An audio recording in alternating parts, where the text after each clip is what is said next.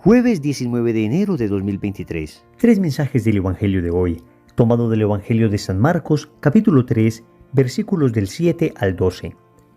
En aquel tiempo, Jesús se retiró con sus discípulos a la orilla del mar y lo siguió una gran muchedumbre de Galilea. Al enterarse de las cosas que hacía, acudía mucha gente de Judea, Jerusalén, Idumea, Transjordania y cercanías de Tiro y Sidón. Encargó a sus discípulos que le tuviesen preparada una barca, no lo fuera a estrujar el gentío. Como había curado a muchos, todos los que sufrían de algo se le echaban encima para tocarlo. Los espíritus inmundos, cuando lo veían, se postraban ante él y gritaban: «Tú eres el Hijo de Dios». Pero él les prohibía severamente que lo diesen a conocer. Palabra del Señor. Gloria a ti, Señor Jesús. Querida familia, seguimos en este tiempo litúrgico llamado tiempo ordinario, en el que reflexionamos acerca del ministerio público de Jesús.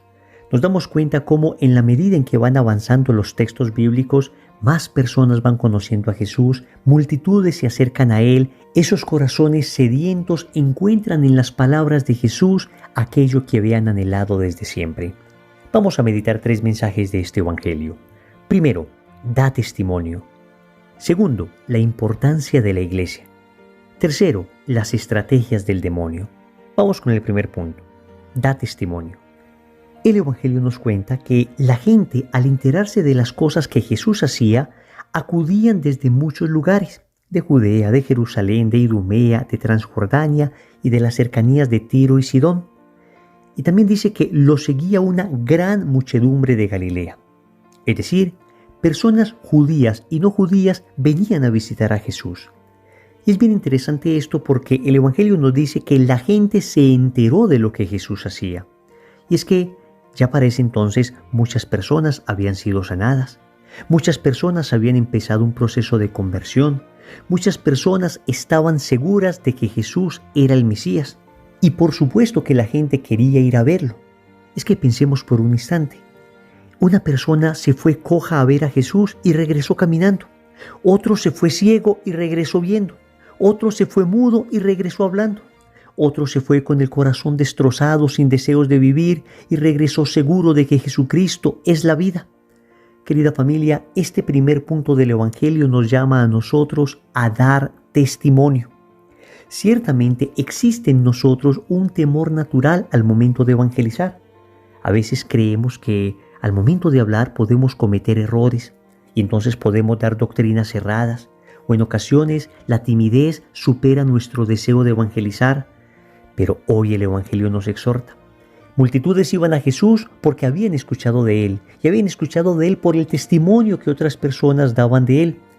El primer y más potente medio de evangelización se llama el testimonio.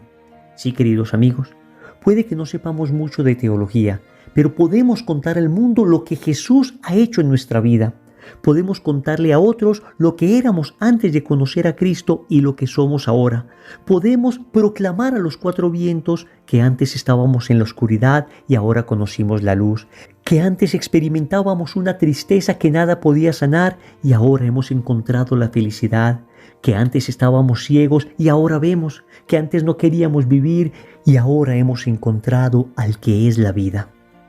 Familia, un testimonio es irrefutable. Nadie te puede decir que eso que estás contando no es cierto, porque tú lo has vivido.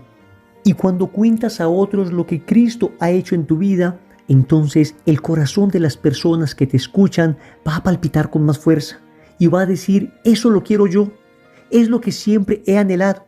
Yo también he vivido en esa oscuridad, yo también he estado ciego, yo también me he querido morir, yo también conozco la tristeza.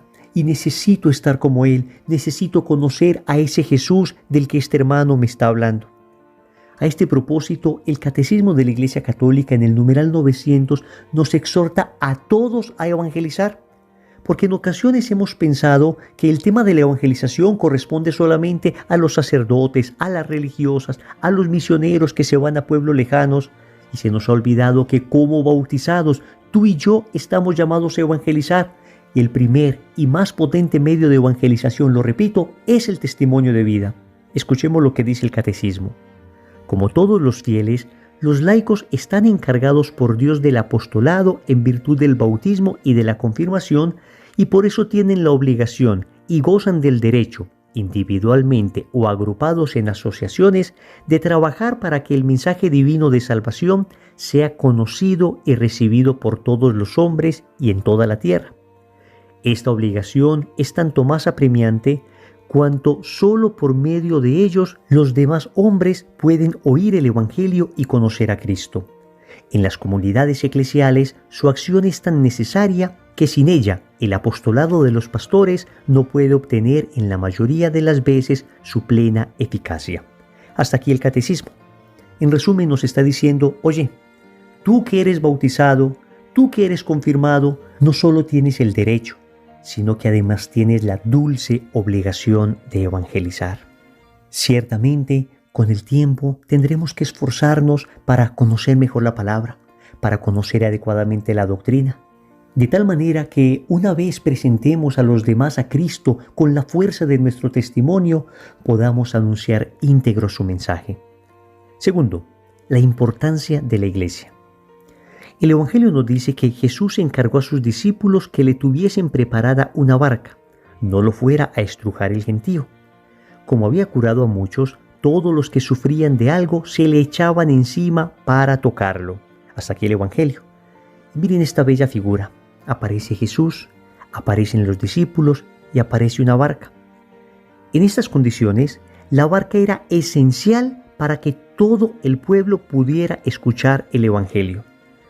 Sin la barca, solamente algunas personas que estaban cerca de Jesús, tal vez los más fuertes o quizá los más influyentes, hubieran tenido el privilegio de escuchar a Jesús y de ser sanados. Pero Jesús quería algo distinto. Él quería que todo el mundo escuchase el mensaje. Quería que su poder sanador llegara a todas las naciones. Él no pretendía que solamente una élite intelectual, influyente o poderosa escuchara el mensaje y se lo guardara para ellos. No, querida familia. Por eso Jesús, al momento de ascender a los cielos, dijo a sus apóstoles: «Id por todo el mundo y proclamad la buena nueva a toda la creación». Por esa razón el Señor instituyó la iglesia en cabeza del apóstol Pedro. La iglesia es esa barca desde la cual Jesús predica para que todo el mundo conozca el Evangelio. El Señor, siendo Dios, se hubiera podido quedar en la tierra y hubiéramos podido seguirle tal vez a través de los medios de comunicación en los lugares donde diariamente estuviese. Entonces, hoy aparecía Jesús en una ciudad, mañana en otra, pasado mañana en aquel monte, pero de nuevo sería un grupo selecto de privilegiados los que recibirían a Jesús, y seguramente, como somos los hombres, hubieran terminado siendo aquellos más poderosos. Por esa razón, repito, Jesús instituyó la iglesia, de tal manera que allí donde esté la iglesia, esté Cristo. Allí donde esté la iglesia se pueda celebrar la Eucaristía. Y por supuesto Jesús es la Eucaristía, de manera que Él mismo se parte y se reparte para todos. Su poder sanador, su palabra de sanación, su presencia maravillosa puede estar hasta en el último rincón de la tierra. Puede estar en las élites más importantes, pero también en los cordones de miseria y en las periferias existenciales más dramáticas. Hay además otro elemento bellísimo en el Evangelio, y es que el Señor establece orden. Él ordena a sus apóstoles que le tengan la barca. Los apóstoles obedecen y desde la barca el Evangelio se anuncia a todos. La iglesia tiene orden. La iglesia es una institución visible. En la iglesia hay jerarquía, porque el Señor mismo quiso que a través de este orden llegara la caridad más lejos. Aún la caridad necesita orden. Cuando se hace caridad sin orden, esta caridad termina volviéndose destructiva. Pero cuando también hacemos demasiado énfasis en el orden y nos olvidamos de la caridad, este orden se vuelve infértil. En medio de este orden, el Señor pudo hacer toda la caridad, pudo anunciar el Evangelio a todas las personas y todos tuvieron oportunidad de elegir si seguían a Jesús o no lo seguían. Finalmente debemos decir en este segundo punto que también debemos amar y defender la iglesia. Esta barquita que el Señor nos ha dejado es una barca que en ocasiones ha estado a punto de naufragar. Nunca naufragará porque el Señor ha prometido que las puertas del infierno no prevalecerán contra ella. pero sí que la han atacado, y durante más de 2000 años han intentado destruirla, y allí está. Ni los más poderosos han podido acabar con ella. Y tal vez lo peor que le puede pasar a la Iglesia no es que la ataquen desde afuera, sino que sus propios hijos no seamos dignos representantes de ella, que aquellos que somos bautizados no vivamos conforme a lo que nos enseñó Jesús. Duele más que los ataques de afuera, los escándalos de adentro. Por eso estamos llamados a amar la Iglesia, a purificarla y a defenderla también, porque en ocasiones se ha querido manipular el pecado de algunos miembros de la Iglesia, haciéndonos creer que toda la Iglesia es así.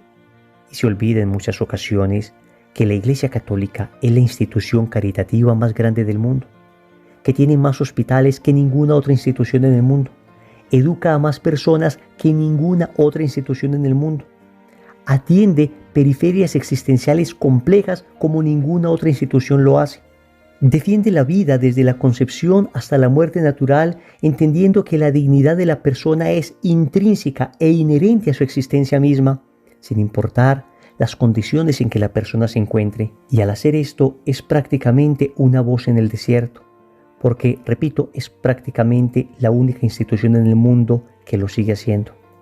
De manera que, amigos, a amar esta barca y a defenderla. Tercero, las estrategias del demonio. El Evangelio concluye diciendo que los espíritus inmundos, cuando veían a Jesús, se postraban ante él y gritaban: «Tú eres el Hijo de Dios». Pero él les prohibía severamente que lo diesen a conocer. Es bastante curiosa esta actitud de Jesús, y vamos a entender por qué Jesús no permitía que los demonios dijesen que él era el Hijo de Dios. Familia, el demonio normalmente nos tienta por extremos. Por una parte, instigará a algunos para que no reconozcan la divinidad de Cristo, que es evidente, para que no le reconozcan como Hijo de Dios a pesar de los milagros que él hacía, como fue el caso de los fariseos, de los saduceos, de los herodianos, de los escribas. Pero en cambio hoy está reconociendo imprudentemente esta divinidad de Cristo, esta filiación divina de Jesús, pero siempre con una intención maligna. Lo que el demonio pretendía al gritar a Jesús que él era el Hijo de Dios era generar en el pueblo una sobreexaltación mesiánica que condujese a Jesús a una muerte precipitada. Y es que efectivamente los romanos que oprimían a Israel estaban muy al acecho para evitar cualquier tipo de brote mesiánico que pudiese concluir en una rebelión del pueblo al que ellos dominaban. De manera que si el demonio suscitaba en las personas una sobreexcitación mesiánica antes de tiempo, esto hubiese podido envalentonar a un grupo de personas que hubiesen terminado no entendiendo adecuadamente el mensaje de Jesús y más bien conformando grupos de rebelión que hubiesen terminado arruinando la obra de evangelización. Por eso el Señor prohibía a los demonios hablar. Eso es lo que algunos teólogos han llamado el secreto mesiánico. Miren el enorme discernimiento de Jesús y cómo nos enseña a nosotros también a discernir los espíritus. Cómo el Señor nos enseña a tener una mirada sobrenatural de la realidad e incluso en algo que aparentemente era bueno, el reconocimiento de su divinidad, el Señor veía una intención maligna. Eso nos llama a nosotros también a ser prudentes al momento de evangelizar, a entender qué es lo que se debe decir, cómo se debe decir, cuándo se debe decir, dónde se debe decir, es decir, a pedir la asistencia del Espíritu Santo para que nos ayude. Pero no vamos a confundir discernimiento con cobardía. No vamos a confundir prudencia con temor de anunciar, incluso cuando en ocasiones el Evangelio resulte incómodo. Debemos anunciar a tiempo y a destiempo, pero siempre pidiendo al Señor el discernimiento necesario para hacerlo de la manera en que Él quiere. Oremos. Amado Señor, hoy te suplicamos la fuerza de tu Espíritu para poder testimoniar las grandezas que has hecho en nuestra vida, para poder proclamar al mundo que tú nos has salvado, que tú eres nuestro Señor, nuestro Redentor, que tú eres la felicidad, que tú eres el amor que tanto habíamos anhelado. Te damos gracias por la Iglesia, porque gracias a ella hemos recibido los sacramentos, gracias a ella hemos nacido a la vida sobrenatural, gracias a ella hemos recibido el don del Espíritu Santo en la confirmación, gracias a ella podemos recibir el perdón, la misericordia, el torrente de gracia en el sacramento de la reconciliación. Gracias a ella te recibimos en el sacramento de la Eucaristía. Gracias a ella tenemos nuestros sacerdotes. Gracias a ella podemos conformar familias según tu plan. Gracias a ella podemos prepararnos adecuadamente antes de presentarnos ante ti después de nuestra muerte. Señor, qué regalo nos has dado con la Iglesia y cuán atacada es en este momento. Concédeme la sutileza, inteligencia y valentía para poder defenderla. Finalmente, Señor, te pido que me regales el discernimiento de los espíritus, que me muestres cómo el enemigo me puede tentar y que me des la fuerza para resistir, que también me concedas la gracia de la prudencia al momento de evangelizar, de tal forma que el mensaje pueda llegar a más personas en todo el mundo. Señor, dame lo que me pides y pídeme lo que quieras. Amén. Recordemos entonces. Primero, da testimonio. Segundo, la importancia de la Iglesia. Tercero, las estrategias del demonio. Compromiso. En el rosario de hoy vamos a orar por la Iglesia. En el nombre del Padre, y del Hijo y del Espíritu Santo. Amén.